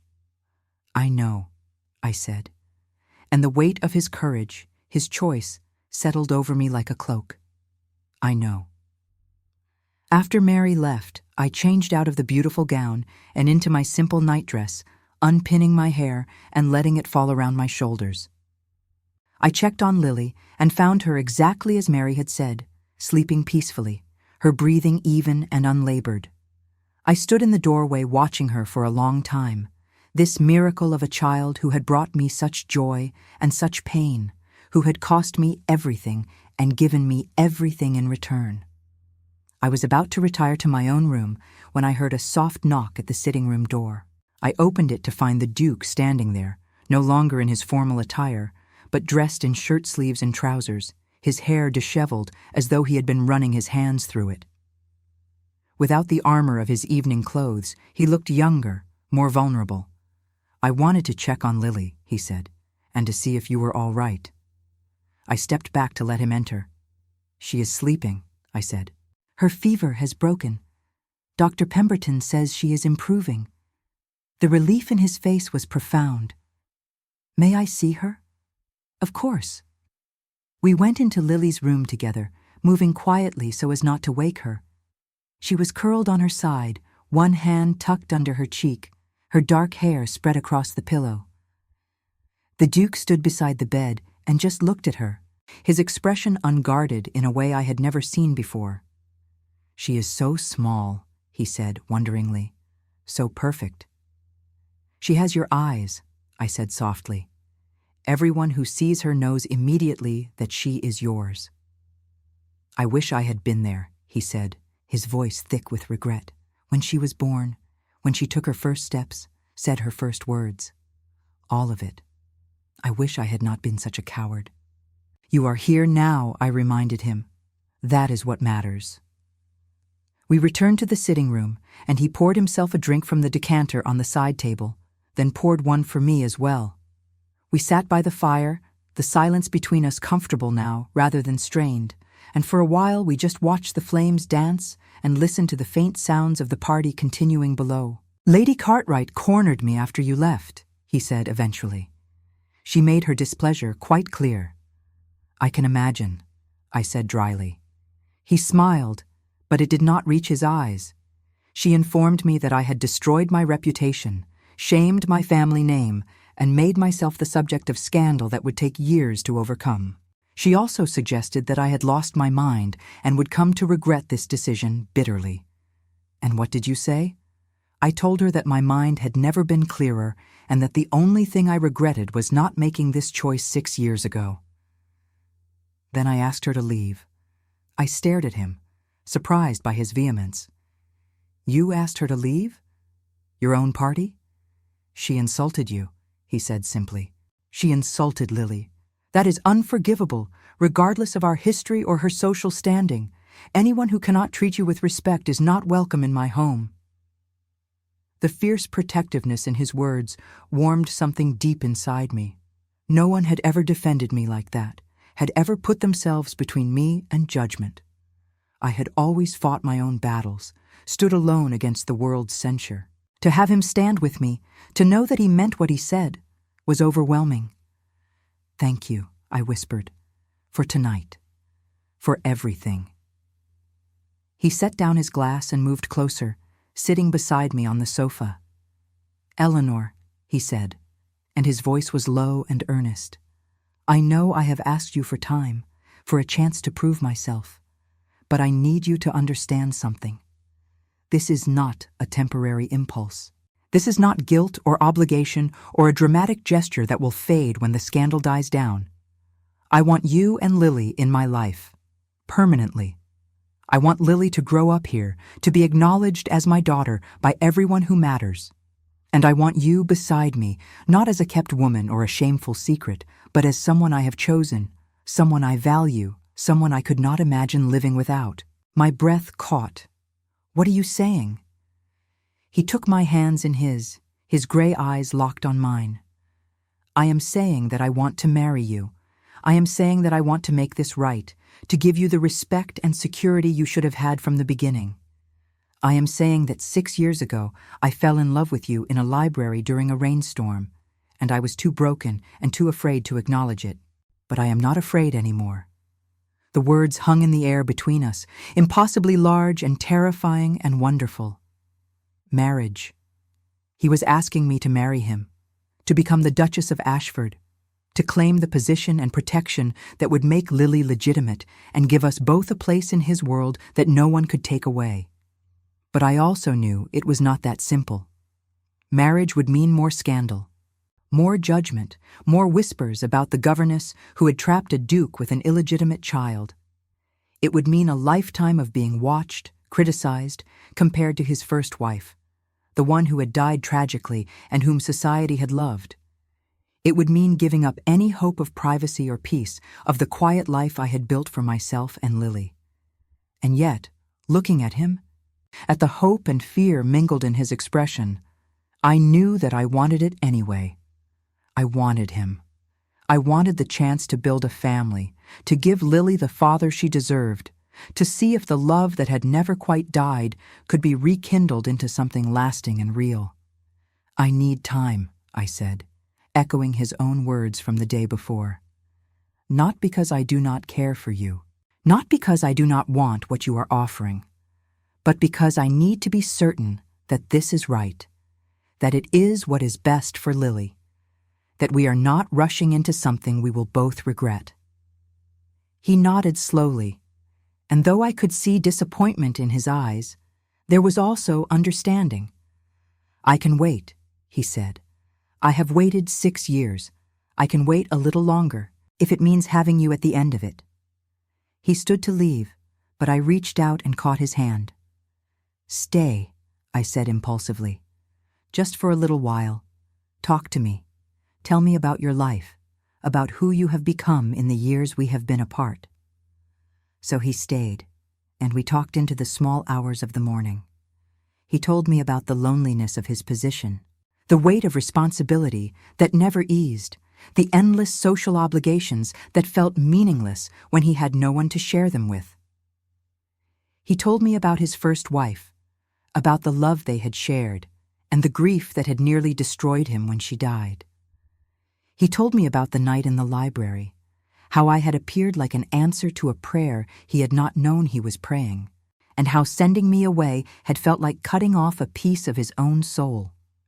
And I told him about my years in the cottage, about the isolation and the fear and the fierce joy of raising Lily alone.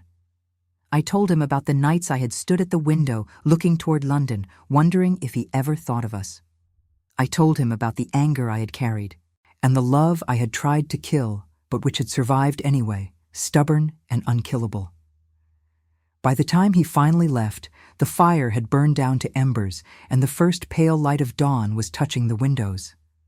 I was exhausted and emotionally raw, but I also felt lighter than I had in years, as though speaking the truth had released something inside me that had been locked away too long.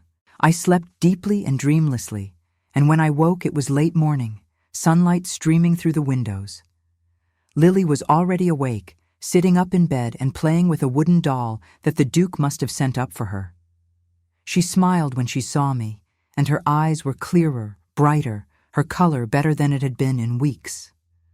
"Good morning, Mama," she said cheerfully. "Mary brought breakfast, and Father sent a note saying he will come visit after lunch if I am feeling well enough. Father." She said it so naturally now, as though she had been saying it her whole life. My heart squeezed with emotion, with gratitude that she had adapted so quickly, that she had accepted this strange new reality, with the resilience of childhood. "That sounds wonderful, darling," I said, sitting on the edge of her bed and stroking her hair. "How do you feel today?" "Better," she said. "Much better. Dr. Pemberton says I am getting stronger every day. And Father says that when I am completely well, he will take me riding. He has a little pony that was his when he was a boy, and he says I can learn to ride her." The image of Lily on a pony, with the Duke walking beside her, teaching her to ride as he must have been taught, brought tears to my eyes. "That will be lovely," I managed. The day passed peacefully. Lily continued to improve, eating a full lunch and even walking around the room a little without getting winded. The Duke came in the afternoon as promised, and the three of us played a card game that Lily found endlessly amusing. We were like a real family, I thought, watching them together, like people who belonged to each other. That evening, after Lily had been settled for the night, the Duke asked if I would walk with him through the gardens. The weather had warmed slightly, and though it was still cold, the moon was full and bright, turning the frost-covered grounds into something magical. We walked the paths between the bare rose bushes and dormant flower beds, our breath misting in the air, and talked about small things. The estate management, Lily's continued recovery, the few guests who had stayed over and would be leaving the next day. And then he said, "Have you thought more about what I asked you? About marriage?" "I have thought of little else," I admitted. "And I have a question for you. Why marriage? You have already claimed Lily, already given us a place in your home. Why risk the additional scandal of marrying someone so far beneath your station?" He stopped walking and turned to face me, taking both my hands in his. "Because you are not beneath my station," he said firmly. "Because you are the woman I love, the mother of my child, and I will not insult you or dishonor you by offering you anything less than my name. Because Lily deserves to be legitimate, to have every protection and advantage that comes with being the acknowledged daughter of a duke. And because I want to wake up beside you every morning for the rest of my life, to build a future with you, to grow old with you, that is why." The sincerity in his voice, the absolute conviction, broke down the last of my resistance. "Yes," I said, the word coming out shakily. "Yes, I will marry you." His face transformed, joy and relief flooding his expression. He pulled me close and kissed me, and it was nothing like that desperate encounter in the library 6 years ago. This was tender and reverent and full of promise, a kiss that spoke of new beginnings and second chances. When we finally broke apart, we were both smiling, and the future that had seemed so uncertain just hours ago suddenly felt bright and possible.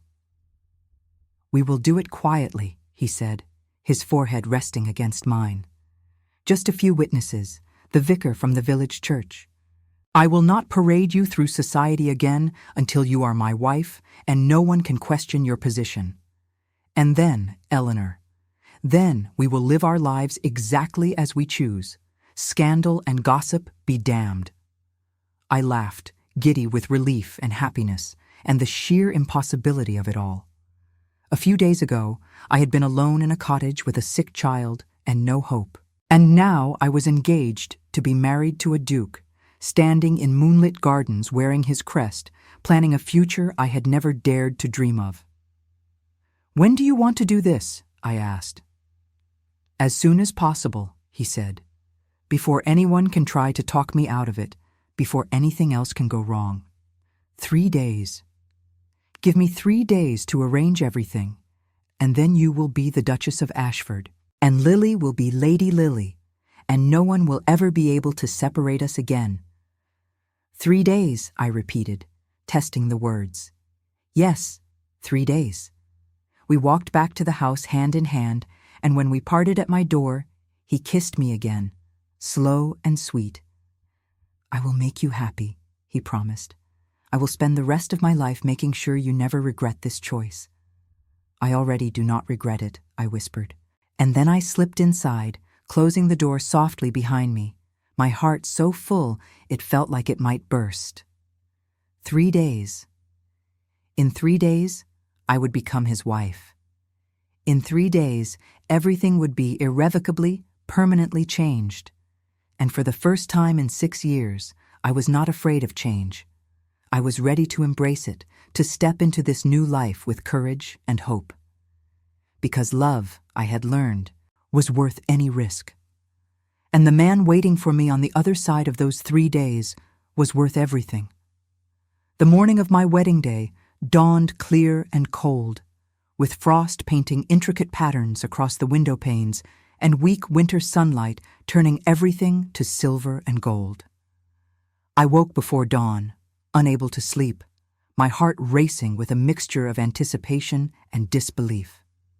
In a few hours, I would become the Duchess of Ashford, the woman who had been a governess, then a hidden mistress, then an invisible exile, would stand beside a duke and claim her place in his world permanently and irrevocably. Lily was still sleeping, her breathing deep and even, her color good. Over the past 3 days, she had continued to improve dramatically, spending more time out of bed, eating heartily, even venturing downstairs to see the Christmas tree again. Dr. Pemberton had declared himself very pleased with her progress and said that with continued care, she would make a full recovery. It felt like a blessing, like fate itself was affirming that we belonged here, that this new life was meant to be ours. I rose and dressed quietly, choosing a simple morning gown, and went to stand by the window. The grounds of Ashford Manor stretched before me, vast and beautiful in the early light, and I tried to memorize this moment, this last morning when I was still just Eleanor Hartley, still free to walk away if I chose. But I knew I would not walk away. Not now, not ever. Whatever challenges lay ahead, whatever judgments society would heap upon us, I wanted this. I wanted him. I wanted the life we were building together, imperfect and scandalous and real. A soft knock interrupted my thoughts, and Mary entered carrying a breakfast tray. "Good morning, ma'am," she said, her eyes shining with barely suppressed excitement. "His Grace asked me to bring this up to you, and to tell you that the vicar will arrive at 11 o'clock. The ceremony will be in the private chapel." The private chapel. Not the grand church in the village where his first wedding had taken place. Not a public spectacle. Something intimate and sacred, just for us. "Thank you, Mary," I said softly. She set down the tray and then pulled a folded note from her apron pocket. "And he asked me to give you this." I took the note, my hands trembling slightly, and opened it once Mary had curtsied and left. His handwriting was strong and precise as always, but I could see where the ink had blotted slightly, as though his hand had been unsteady. "Eleanor," it read, "I have not slept, thinking about today, about the moment when you will become my wife, and I will finally be able to call you mine without reservation or shame.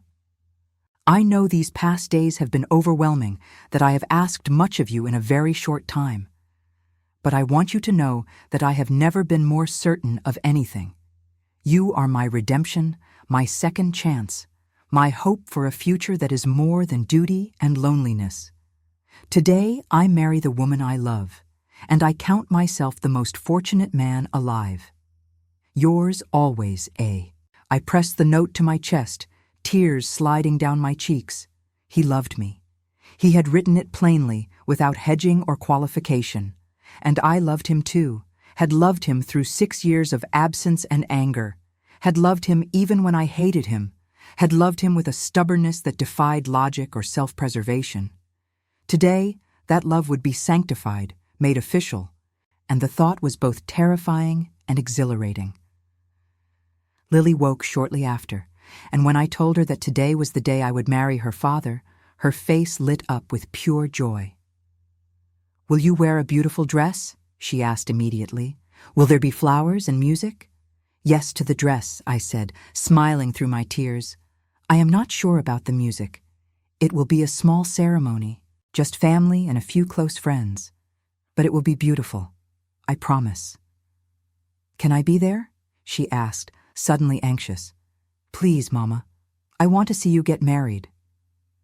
I had not planned on it, had thought she should rest, but the hope in her face was impossible to resist. "Of course you can be there," I said. "You are the most important person in the world to both of us. How could we possibly get married without you?" She threw her thin arms around my neck and hugged me tight, and I held her close, breathing in the scent of her hair, feeling the steady beat of her heart against mine. This was why I was doing this, for her, for the chance to give her a real family, a father who would protect her, a life where she would never have to be ashamed or hidden or apologetic for existing. Mary returned an hour later with another maid, and they brought with them a gown I had never seen before. It was cream-colored silk, simple but elegant, with long sleeves and a high neckline trimmed in delicate lace. The skirt fell in soft folds to the floor, and tiny pearl buttons ran down the back. It was not ostentatious or showy, but it was undeniably a bride's gown, beautiful and dignified and perfect. "His Grace had this made for you," Mary said softly. "He said you should wear something that speaks of new beginnings." I touched the silk reverently, overwhelmed by the thoughtfulness of the gesture. He had done this in 3 days, had somehow managed to have a wedding gown made to my measurements, had chosen every detail with care. It was another promise, another way of showing me that I mattered to him, that this was not just about legitimizing Lily or managing scandal, but about honoring me, celebrating me, claiming me as his chosen partner. They helped me dress, lacing the gown carefully, arranging my hair in soft curls pinned up with pearl combs. They draped a short veil over my head, just enough to brush my shoulders, and clasped a strand of pearls around my throat. When I looked in the mirror, I barely recognized myself. I looked like a bride. I looked like a duchess. I looked like someone who belonged in this world of silk and pearls and grand estates. Lily wore a new dress as well, pale pink with ribbons and lace, and she twirled in front of the mirror, delighted with her reflection. "We are both princesses today," she declared, and I laughed, the sound bright and free. At 10:30 there was a knock at the door, and when I opened it, I found Lady Ashworth, the elderly countess who had been kind to me at the feast. She smiled warmly and offered me her arm. "My dear," she said, "Alexander asked if I would escort you to the chapel. I would be honored." "Thank you," I said, my voice thick with emotion. "That is very kind." We walked through the corridors together, Lily holding my hand on one side and Lady Ashworth on the other, and I felt steadier with each step. Whatever came next, I was not facing it alone. The Duke had surrounded me with people who would support us, who had chosen to stand with us despite the scandal. The private chapel was small and beautiful, tucked into the east wing of the manor. Stained glass windows cast colored light across the stone floor, and evergreen boughs decorated with white ribbons were arranged along the walls. There were only a handful of people present. Dr. Pemberton and his wife, the elderly butler who had greeted us on our first day, Mary and 2 other servants I recognized, and standing at the front near the altar, the Duke. He wore formal black, severe and elegant, and when he turned and saw me walking down the short aisle toward him, his face transformed. All the control and composure he usually maintained fell away, and I saw naked emotion there, love and relief and wonder. He looked at me as though I were something precious and miraculous, and I felt beautiful under that gaze, felt seen and valued and cherished. Lily released my hand and went to stand beside him, and he knelt down to her level, whispering something that made her smile. Then he stood and took my hand as I reached the altar, and the vicar, a kind-faced man with silver hair, opened his prayer book. The ceremony was simple and brief. We spoke our vows, traditional words made new by the weight of everything they meant to us. "I, Alexander, take thee, Eleanor, to be my wedded wife, to have and to hold from this day forward, for better, for worse, for richer, for poorer, in sickness and in health, to love and to cherish, till death us do part." His voice was steady and sure, and when it was my turn, I spoke the same words back to him, feeling their truth settle into my bones.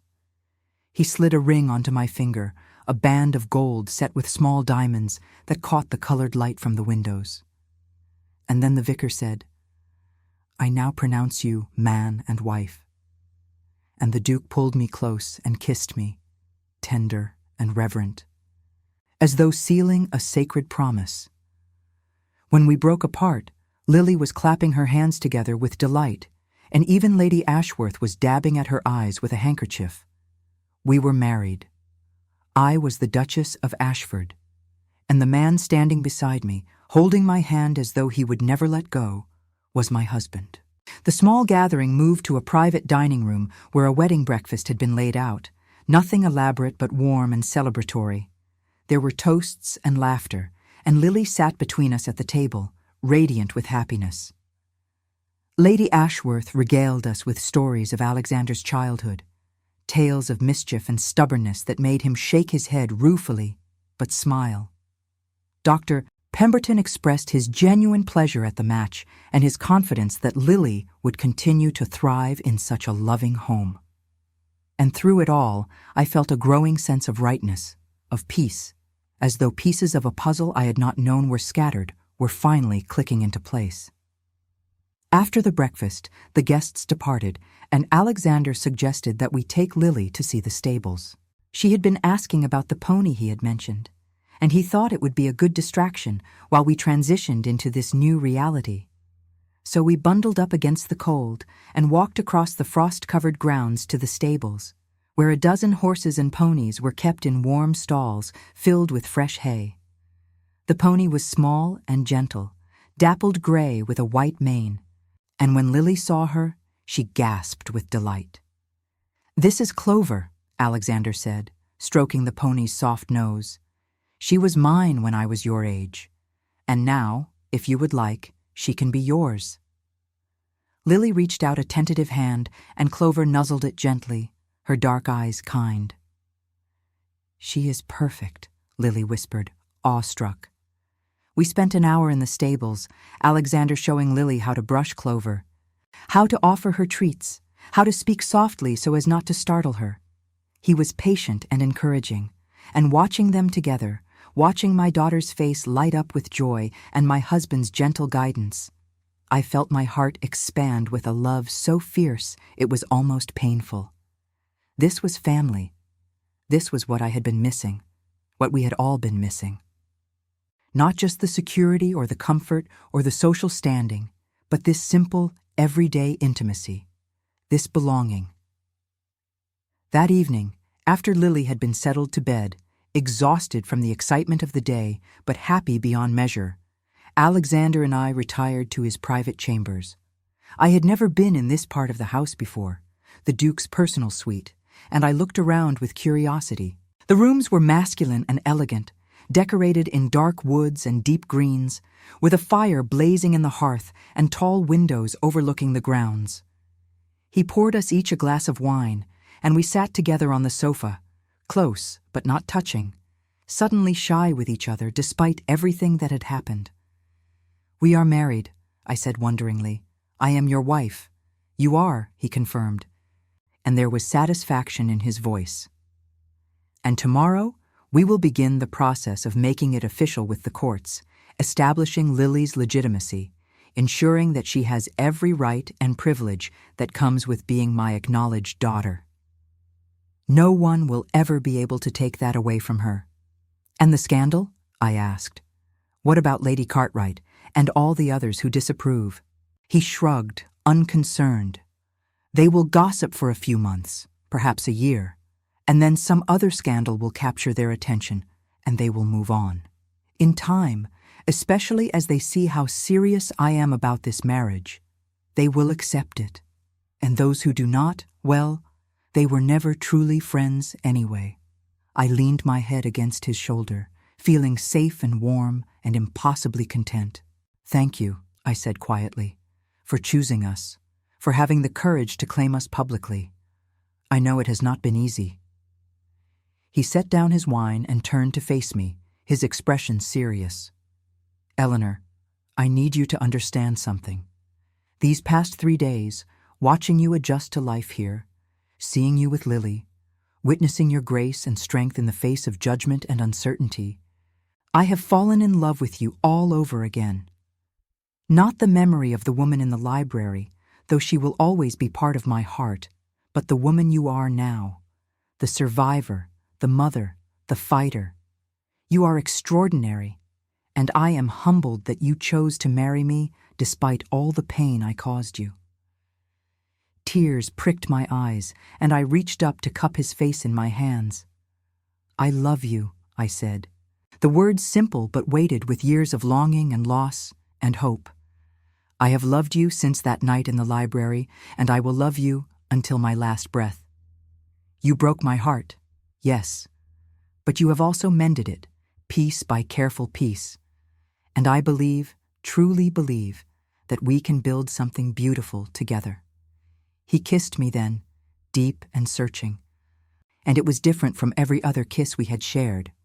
This was not desperation or comfort or even passion, though passion was there beneath the surface.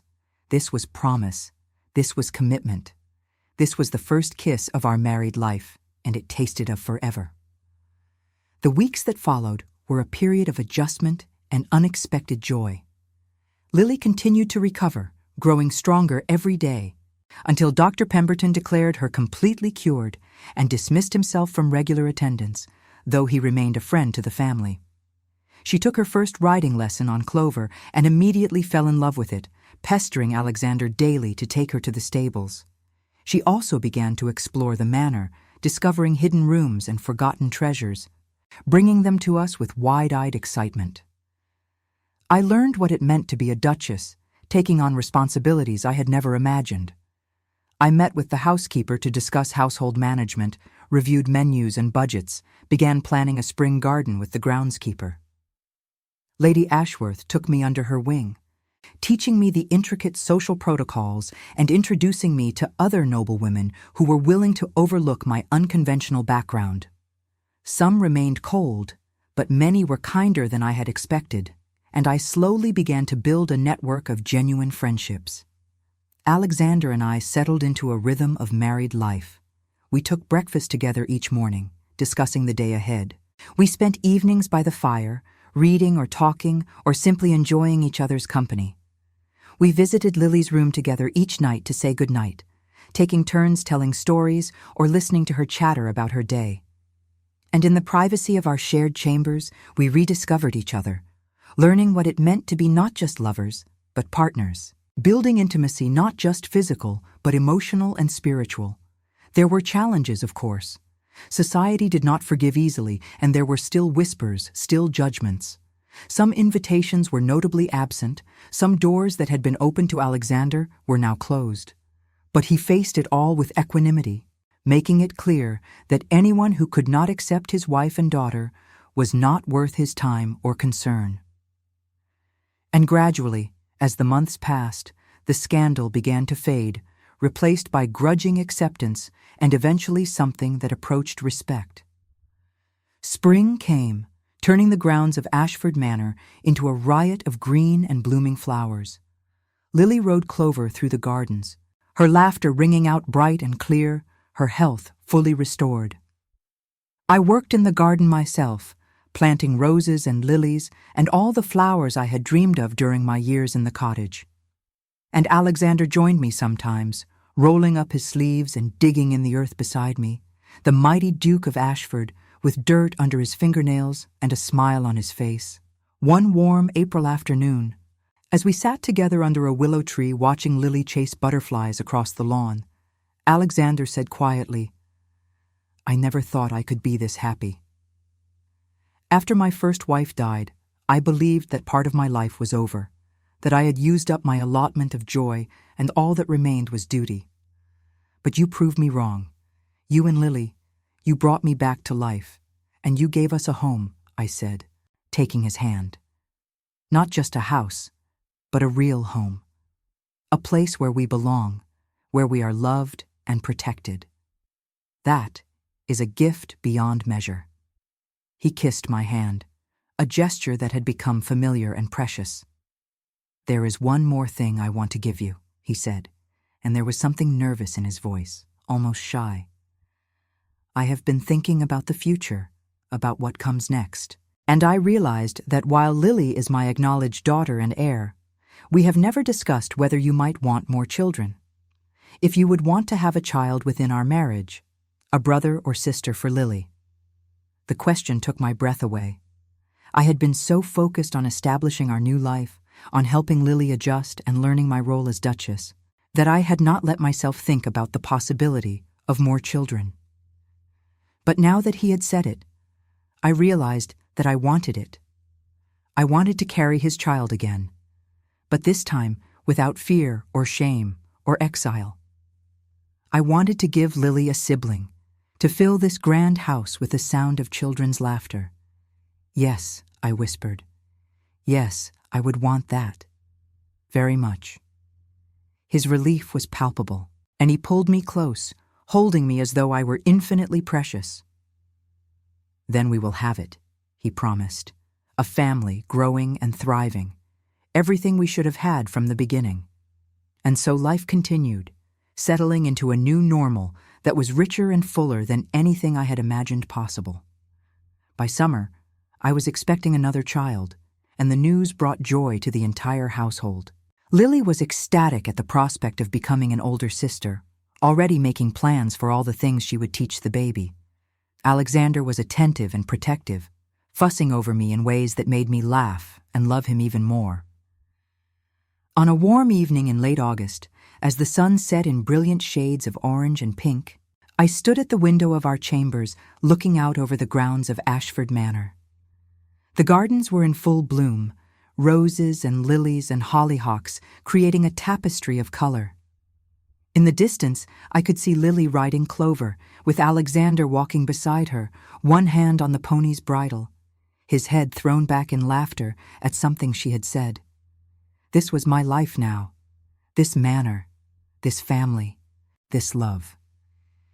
It was not the life I had planned, not the one I had thought I wanted when I was a young governess with simple dreams. It was better.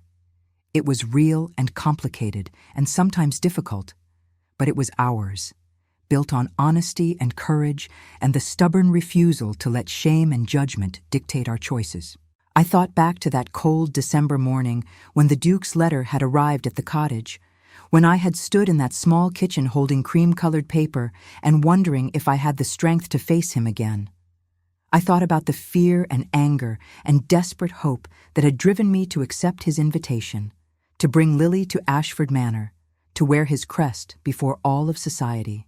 And I thought about everything that had followed, the challenges and the triumphs, the moments of doubt and the moments of absolute certainty. It had been worth it. Every difficult step, every moment of vulnerability, every risk we had taken. It had been worth it for this, for the sound of my daughter's laughter and my husband's love and the life growing inside me, for the home we had built together from the ruins of silence and separation. Alexander and Lily returned from the stables as the last light faded from the sky, and they came upstairs to find me still standing at the window. "We are going to read before bed," Lily announced. "Will you come, Mama?" "Of course," I said, letting Alexander slip his arm around my waist as we walked together to Lily's room. We settled on either side of her bed, and Alexander opened the book of fairy tales we had been reading, his voice steady and warm as he began the story of a princess who had been lost and then found, who had been afraid and then brave, who had been alone and then beloved. And as I listened to his voice and felt Lily's small hand in mine and the baby moving gently inside me, I realized that we were living our own fairy tale. Not the kind where everything was perfect and easy, but the kind where love triumphed over fear, where courage was rewarded with belonging, where second chances were possible for those brave enough to reach for them. That night, after Lily had fallen asleep and Alexander and I had returned to our own chambers, I stood once more at the window. But this time I was not looking toward the past or wondering about what might have been. I was looking at the stars overhead and the grounds below and the warm light spilling from the windows of our home. And I was thinking about tomorrow, about all the tomorrows we would have together, about the family we were building and the love that would sustain us through whatever challenges lay ahead. At the Duke's Christmas feast, one chair had stayed empty, waiting for the woman who belonged there. And I had arrived wearing his crest, claiming my place, choosing love and courage over safety and silence. It had been the most terrifying and the most important decision of my life, and I would make it again 1,000 times over. For this, for him, for us, for the family we had become, and the future we would build together, one brave choice at a time. Alexander came to stand beside me, wrapping his arms around me from behind, his hands resting gently on the slight curve of my belly. "What are you thinking about?" he asked softly. "Everything," I said, leaning back against him. "The past, the present, the future. How much has changed. How grateful I am." "I am the grateful one," he murmured against my hair. "You gave me a second chance at life, at love, at being the man I was meant to be. You gave me Lily, and now another child. You gave me a home, Eleanor, in the truest sense of the word. And I will spend the rest of my days trying to be worthy of that gift." I turned in his arms to face him, reaching up to trace the lines of his face, memorizing every detail. "You already are worthy," I said. "You were brave enough to admit your mistakes, to choose love over propriety, to stand beside us when it would have been easier to walk away. That is all I ever needed from you, that courage, that choice." He kissed me then, soft and lingering, a kiss that held all the love and promise and hope we had fought so hard to claim. And as we stood there in the window of Ashford Manor, wrapped in each other's arms, with our daughter sleeping peacefully down the hall and another child growing beneath my heart, I knew with absolute certainty that we were exactly where we were meant to be. The scandal would fade. Society would move on. Years would pass, bringing their own joys and challenges. But this love we had built from broken pieces and brave choices, this family we had claimed in defiance of judgment and fear, this would endure. This would last. This was our happy ending, not because it was perfect, but because it was real and chosen and ours. And that, I had learned, was the only kind of happy ending that truly mattered.